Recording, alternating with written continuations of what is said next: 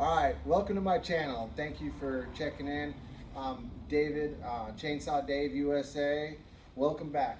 What I want to show you guys today is how to make a couple $100 in 15 to 30 minutes, depending on how fast you are. A way to do that is to use some scrap wood. I try to find, it can be a full round log or a piece like this, which has a partial round to it. We're gonna make what they call a wood spirit.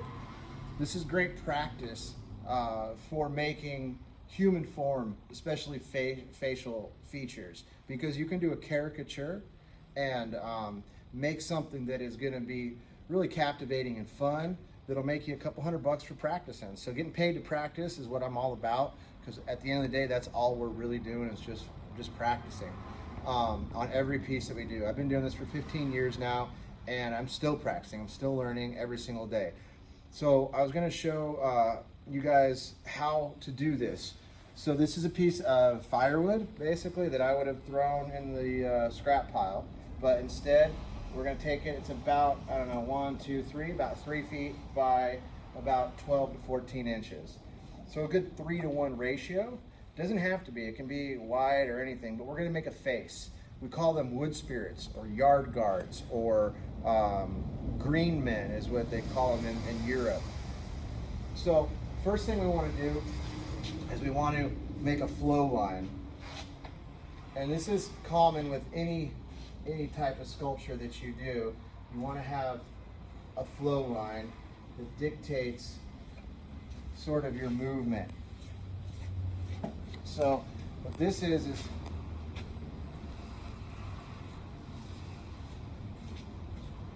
basically what I'm doing is like that, kind of like the face is going to be peeking out through here.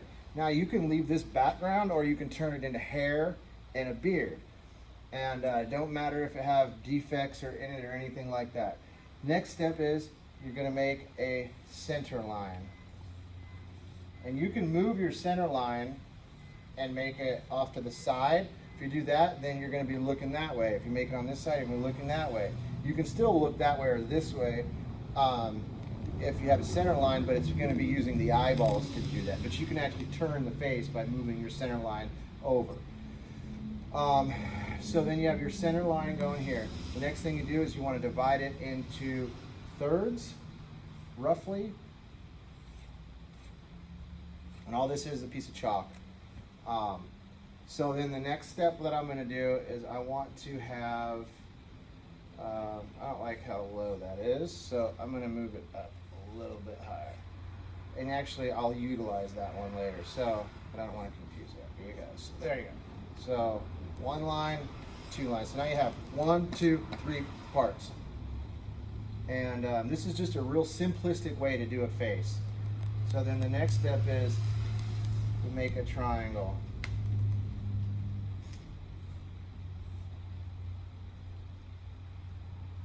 Okay, got our triangle. And we drop down just a little bit and we make another triangle. The wider the triangle, so this is your nose, this is your mouth. The wider the triangle, the wider the expression. So you can make it a big wide triangle like this, or you can make it a real tight little triangle. But we're gonna do a wide one like that. All right. So then the next step is we want to have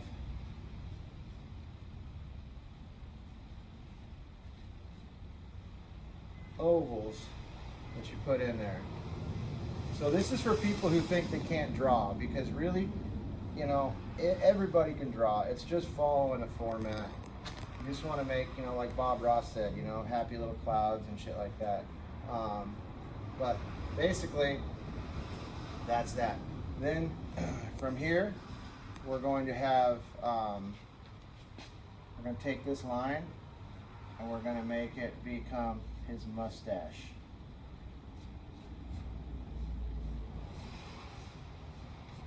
This will end up becoming his beard, and here under his mustache, and up here you're going to have, you know, however you want to have his eyebrows.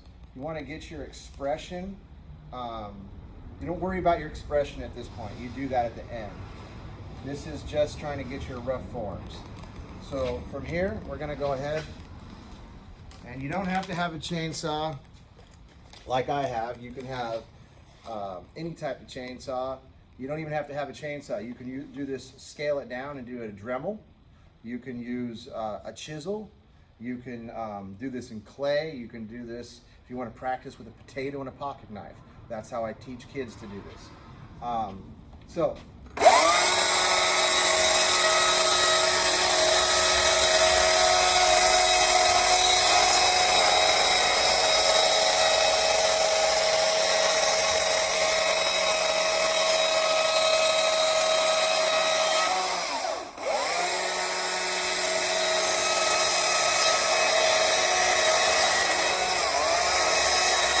If you make a mistake, it don't matter because we're really just setting things up.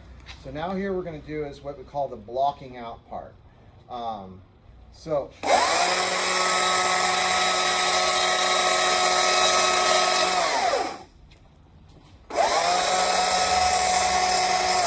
after we make our line here, that's setting in the brow. The next step is we're going to do basically a triangle into the wood. So I'll show you.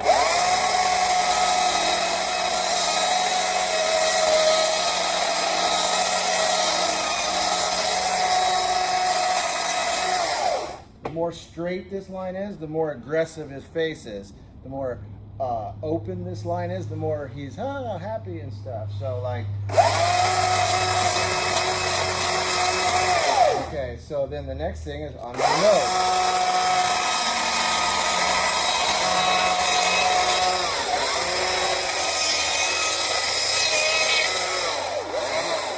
So from here, we've got our two triangles.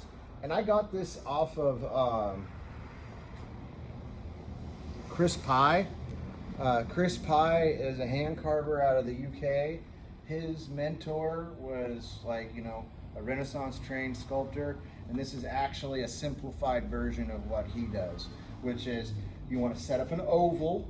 You want to have a convexed, right, rounded oval. And then you make a triangle cut on your profile, another triangle cut on your profile. Now we're going to set up our nose.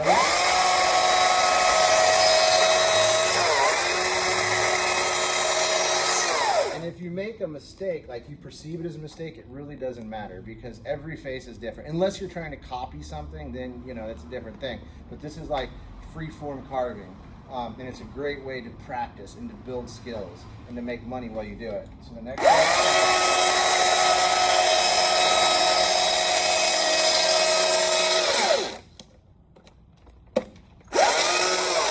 okay, and then you go to the other side. Whatever you do to one side, you want to do to the other, unless you want to have like a real extreme caricature.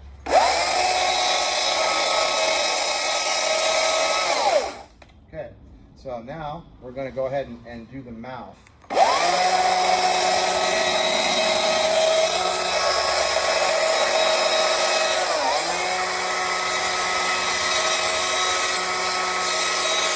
Now, when I first started, I just used to make these as triangles. But as I've grown as an artist, I've started to kind of lift the lips up a little bit if you want to make them, or lift the corners of the mouth up a little bit. If you want to make them smile, you can make this a rounded shape. But if you make it just a straight triangle, it's just a little bit more of a straight opening. So people go, well, how do I get that block out? So by undercutting it, you can actually just pop it out like that. If that doesn't work, then you can, see, just like that. So now we're going to finish up that mustache. We're going to finish up the mustache.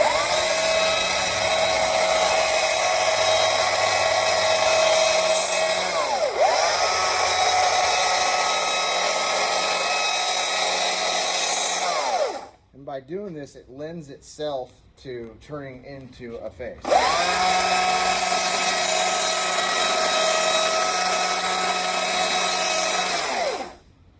Now we're going to come underneath that.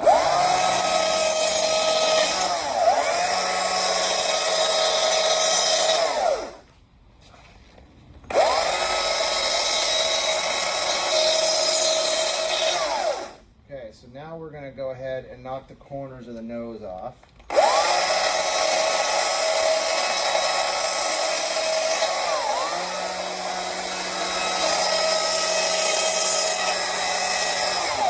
Okay, then the next thing is we're going to do the outside of the mustache, top of the mustache.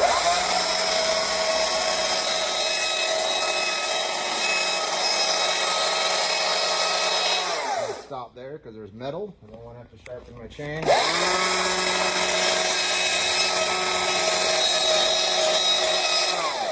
So now we're going to do the nose, I think, or yeah, let's do the eyes. So now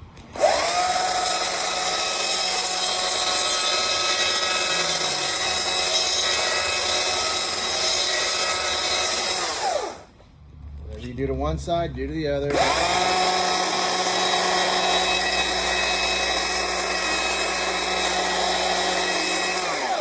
Okay, so now we're gonna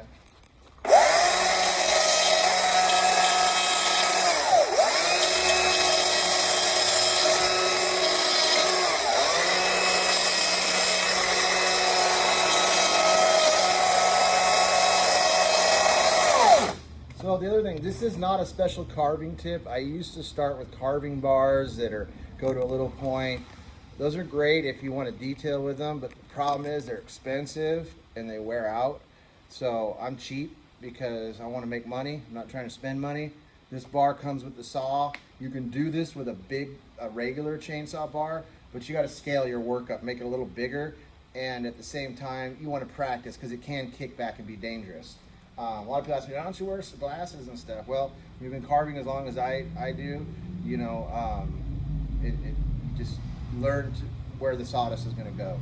So I don't recommend doing what I do. Wear your safety gear. Okay, so then the next step is I'm going to knock this line off just by starting with. So whenever you make an entry cut, they call that a stop cut. This next cut we're going to make is called the relief cut. And when you make it, you look through the line to see where your chainsaw is. I don't know if you can see that. The tip punches through right there. So I can see where the tip of the chainsaw punches through on that line. If you want a better view, this is called a window cut. Do that first, then do this. And now you see your chainsaw tip coming through, so you don't overcut into your next form. I'm gonna stop there because I want that eyebrow to come out past his hair because I want him to have big bushy eyes.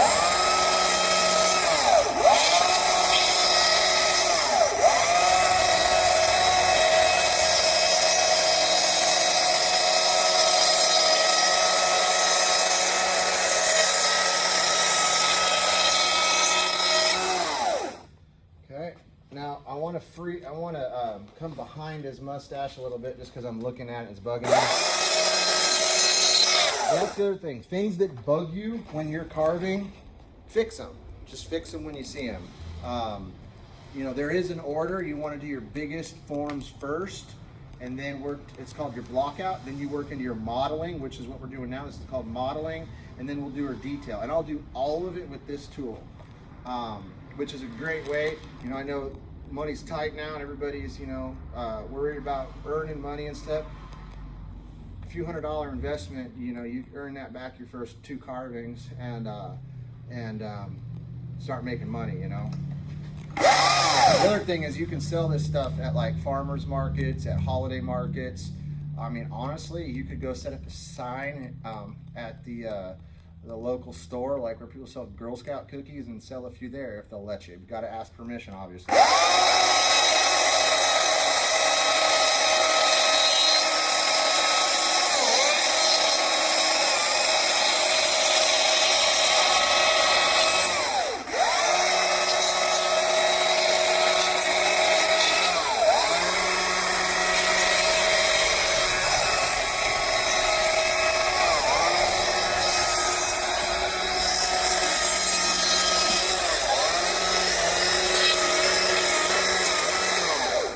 I'm doing now is, the beautiful thing about a chainsaw is when I started hand carving, you got to have a knife, you got to have a U gouge, you got to have a V gouge. So a U gouge is like this, a V gouge is like this. You got to have a knife, and you got to have a sweep, which is like that.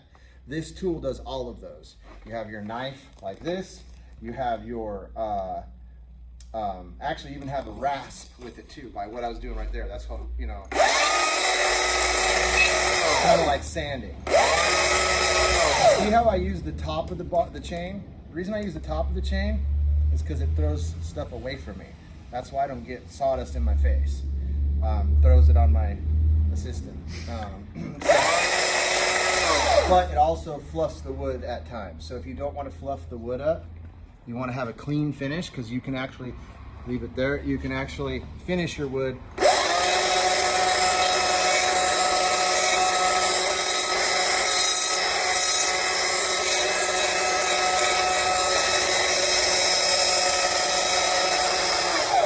Finish your wood with a chainsaw, and that means you don't have to buy other tools. You don't need a sander. You don't even need power necessarily at that point.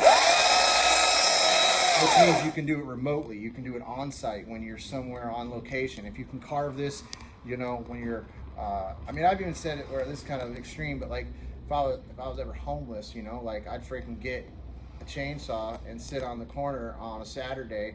Instead of begging for money, I'd carve driftwood. And you know, wouldn't be homeless too long doing it that way. Okay, so I don't like this because it's too flat, so I'm going to tuck that back up.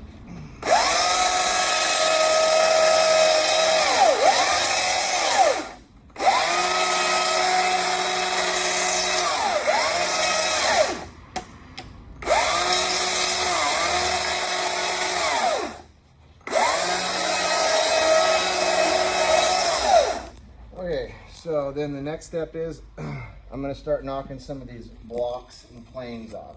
So this nose is real flat. Noses aren't real flat in real life. So we're going to start here, and we're going to drag it back to the lowest point.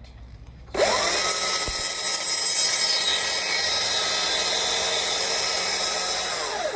right. When it does that, it pushes the eyes out a little too far. So now we're going to wash those eyes out.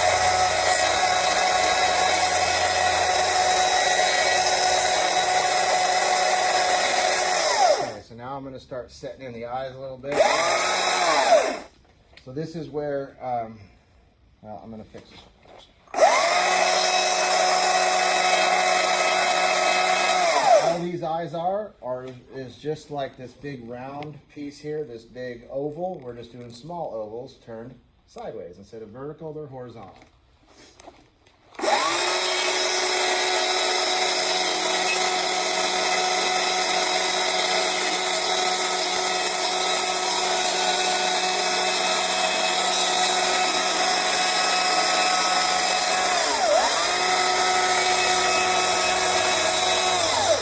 Checking the thickness of my wood right now. I got that much to play with. The other thing is, if I made a mistake, I could just reduce all of this back. If you imagine an onion, you got layers. You just peel off one layer and go back a little deeper.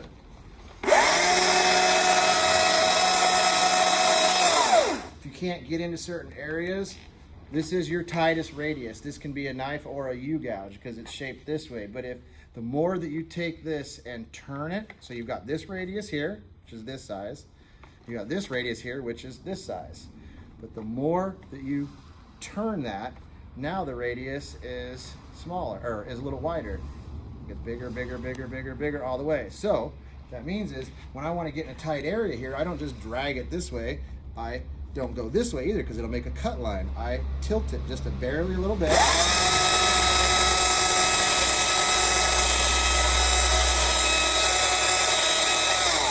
Dig into those tight areas. All right, the other thing is when I'm holding my saw, it helps to have one of these. It's called a shock absorber. I rest that right here, and I pull it into my body, and I pull my elbows back.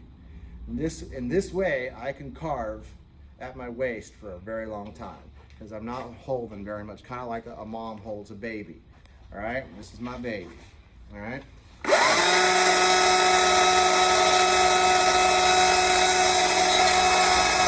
goal is to get rid of any manufactured lines, because people don't have manufactured lines until you start getting into fine details.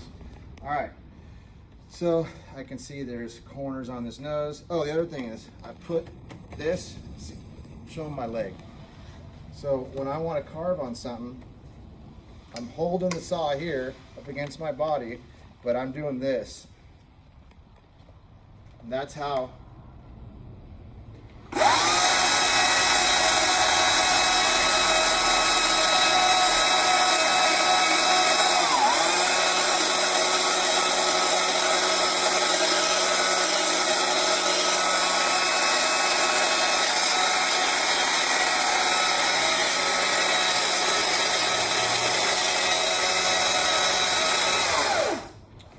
and that's how you avoid fatigue, and it's actually safer to learn to start carving like this. And this is, you know, none of this is safe, so don't do it, all right? It's all dangerous, it'll all kill you and everything else. Carve at your own risk.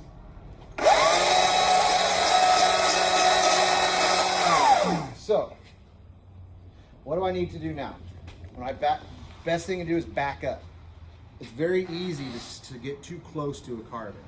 And I'm noticing my eyes are looking a little bit too round and small. So I want to make them a little bit flatter. But before I do that, I want to put an eyelid in here, all right? So this is where expression comes in, and this is how you get paid. Is like, I can sell this for $15, but if I start working on it, make it nice, I can go all the way up to $150. You start getting limited out by your size, unless you've got some fancy name or something, which I've never figured out how to do that. All right, so unless I change my name to Jean-Claude Van Damme or something, that's kind of fancy. But I want to have kind of heavy eyelids. And then eyelids, they flow into your bridge of your nose. And then as I do that, I want to get right in front of it, even though I'm teaching.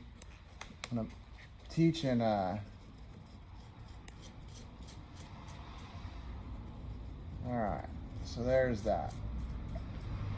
There's your eyelid. So,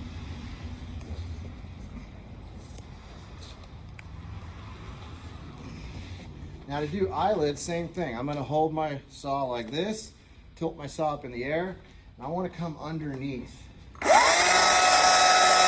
And see how I take a wide base. I take a wide base like a football player, all right? Because you gotta be balanced, and this is really how I do a lot of my my detail, because you want the saw to be held still.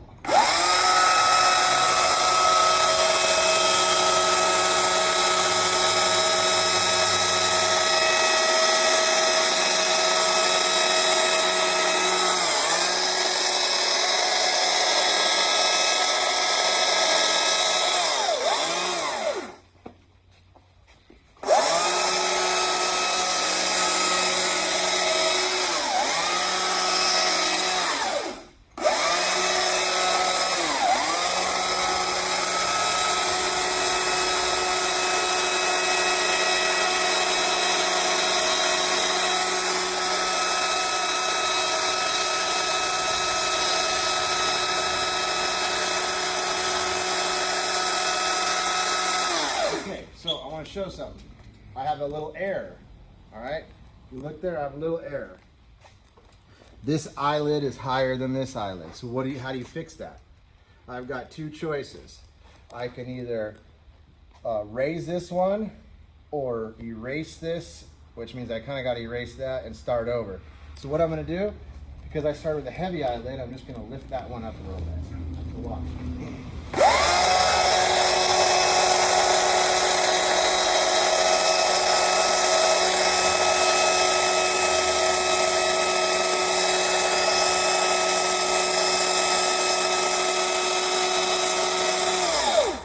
Look on them on the side, and they look pretty good now. I don't know how they look from the front yet, but yeah, they look a lot better. All right. Obviously, these are not part of the face, so we got to cut those off.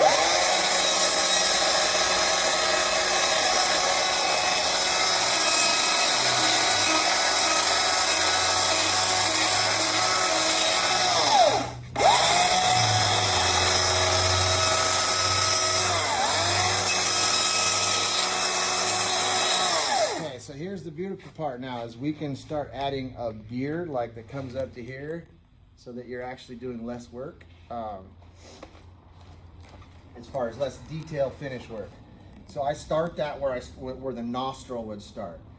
So if the nostril would start here inside the form, right, then I would obviously I want to start my beard right about here, the side of my face.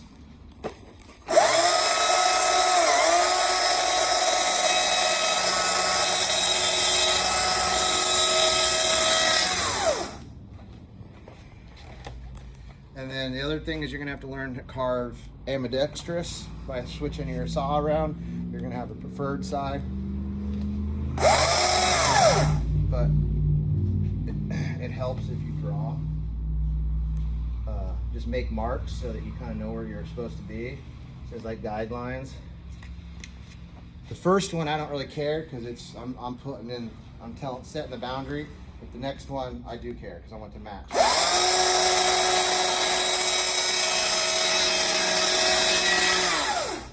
All right. Now that looks. The other thing is Christmas is coming up, so these can be Santa Clauses too. You can morph this into a Santa Claus as well.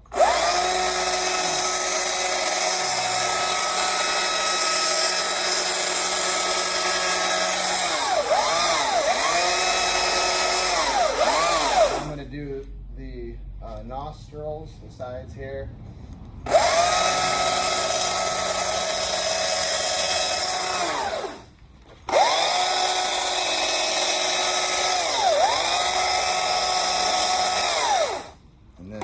I'm going to cut these corners off.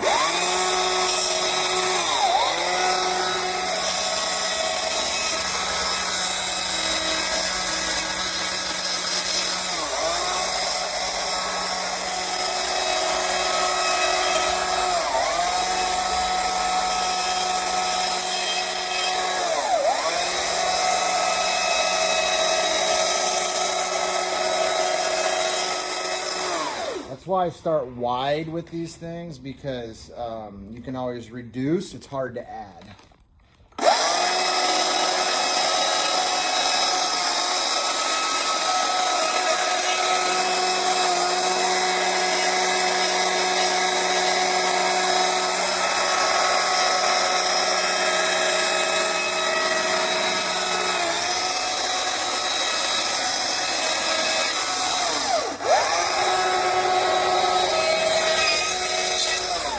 Now I'm going to shut the heck up for a minute and just carve, and you guys can watch me, all right?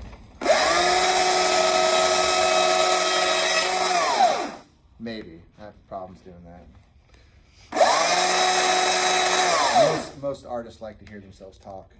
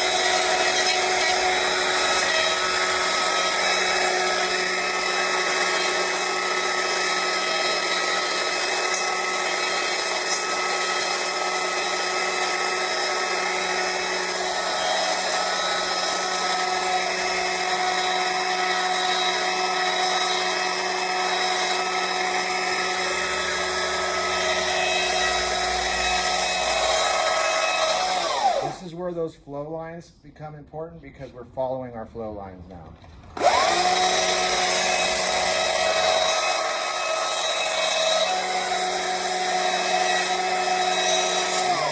You just want to kind of break up your forms. I throw the beard out, the mustache down, and the beard out to the side.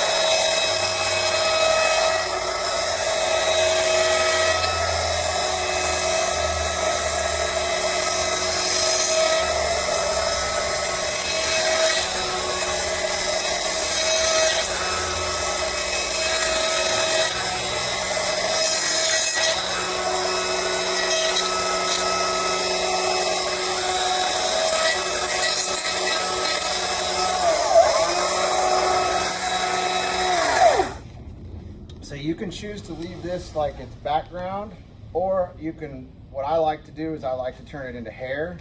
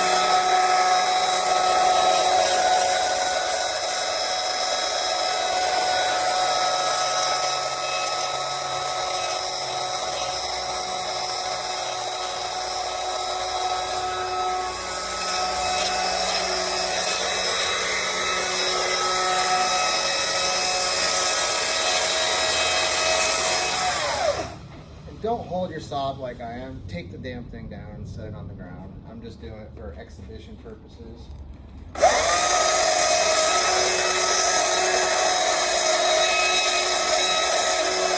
What I'm doing now is I'm pushing my depths a little bit further back.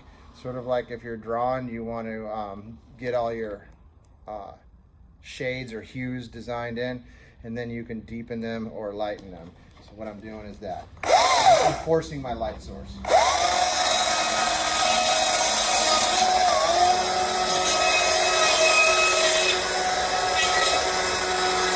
just gives it more dynamic carving.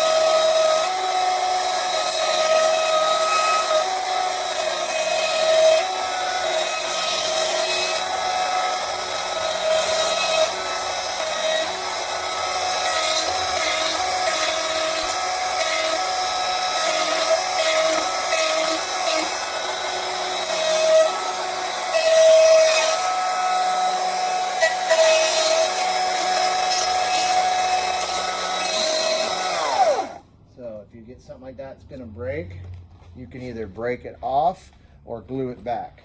I haven't decided what I want to do yet.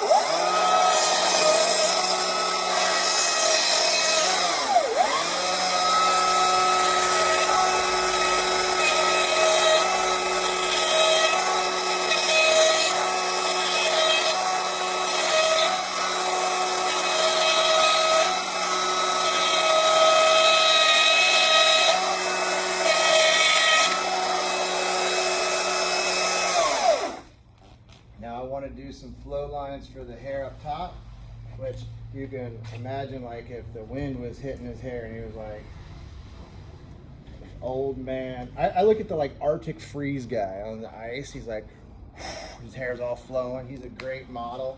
I think that he's like on the ice packs. But I'm following those flow lines now, and I'm breaking them up. So then I'll go ahead.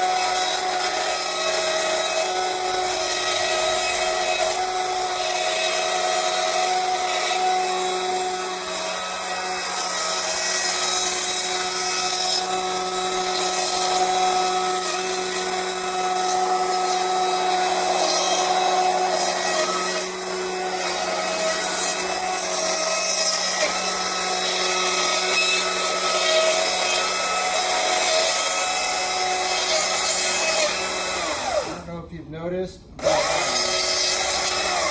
but I keep my saw on full blast. The faster the speed of the chain, the cleaner the carving.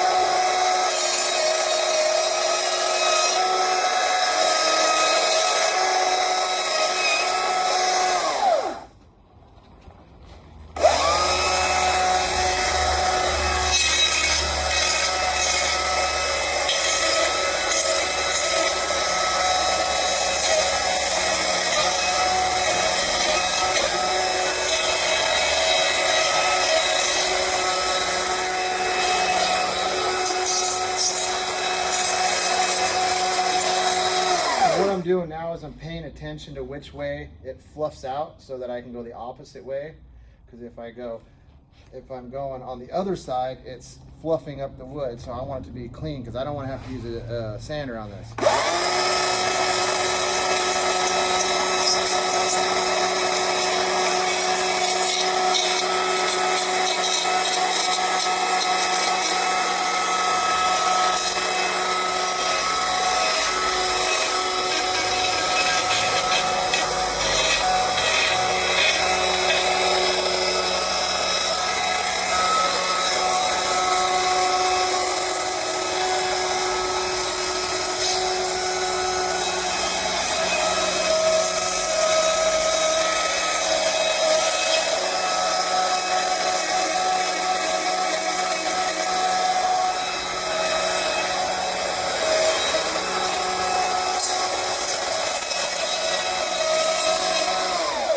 The other thing is, you can do this on a post and make a bed. You can do this on a post for a house. You can do this for a log cabin.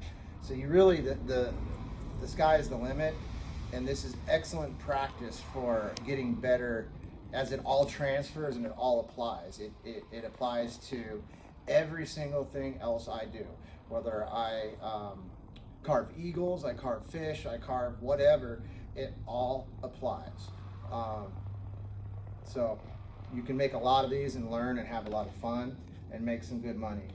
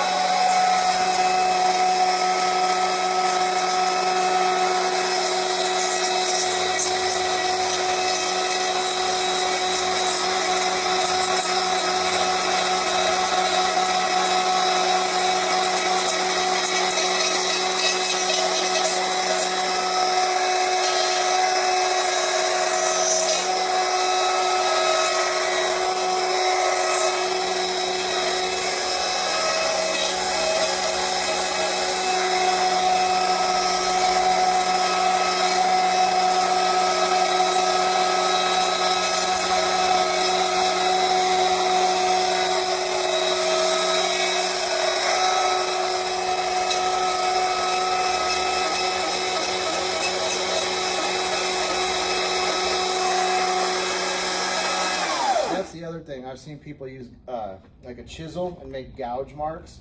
You can use the tip of this and make gouge marks all over it so it looks like it's done by hand. So it looks like it's done by hand. Basically giving it some texture.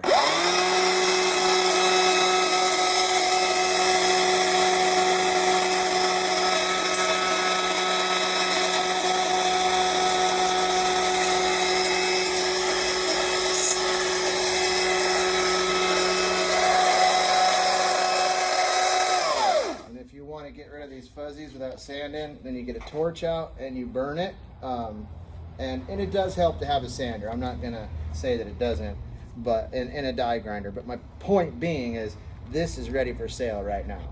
So I hope you guys learned something today. I mean, that's what I love doing, is I love teaching carving. You know, I try to teach a little bit of everything that I do.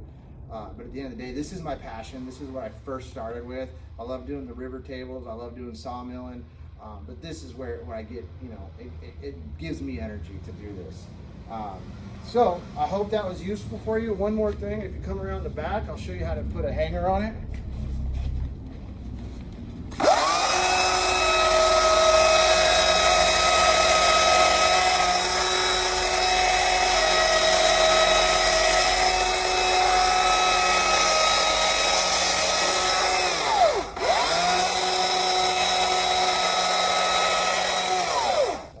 Do it just to kind of show people where they could put a big pan head bolt in, and then it'll just set right on there. And then you got to sign it.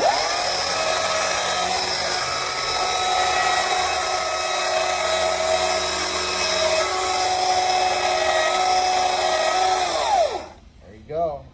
Chainsaw Dave USA.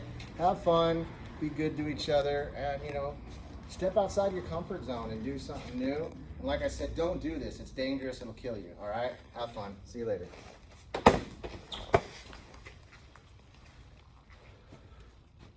Should I pop it out?